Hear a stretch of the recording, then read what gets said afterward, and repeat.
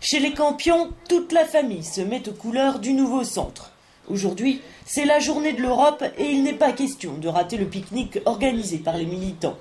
Pour Caroline, l'Europe est au cœur des préoccupations et c'est aussi le code génétique du parti. C'est un des seuls partis qui met la valeur Europe vraiment en exergue par rapport aux autres et qui correspond le mieux, je dirais, à mes aspirations et mes souhaits. Jean-Florent, de son côté, n'avait jamais fait de politique avant d'adhérer.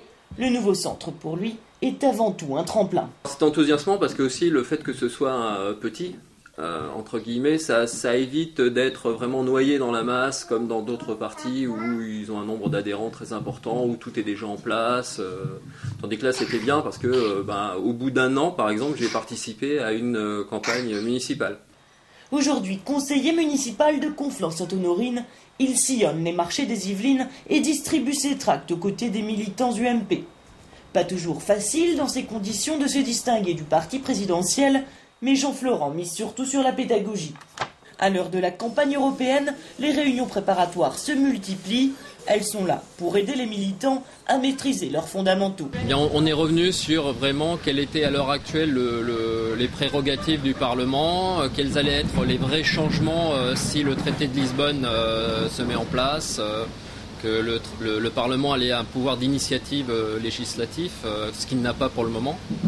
Donc voilà, de voir que pour le moment, le Parlement contrôle mais ne propose pas, alors qu'effectivement, avec le traité de Lisbonne, il va avoir un vrai pouvoir de proposition de loi, voilà, par exemple. À la descente du train, direction les jardins de la Cour Saint-Émilion à Paris, où les attendent une quarantaine d'Européens convaincus. C'est très sympa, c'est un petit comité, mais c'est très agréable. L'occasion pour les Campions d'échanger sur les raisons qui poussent chacun à aimer l'Europe. Caroline, elle, attend beaucoup de l'harmonisation fiscale.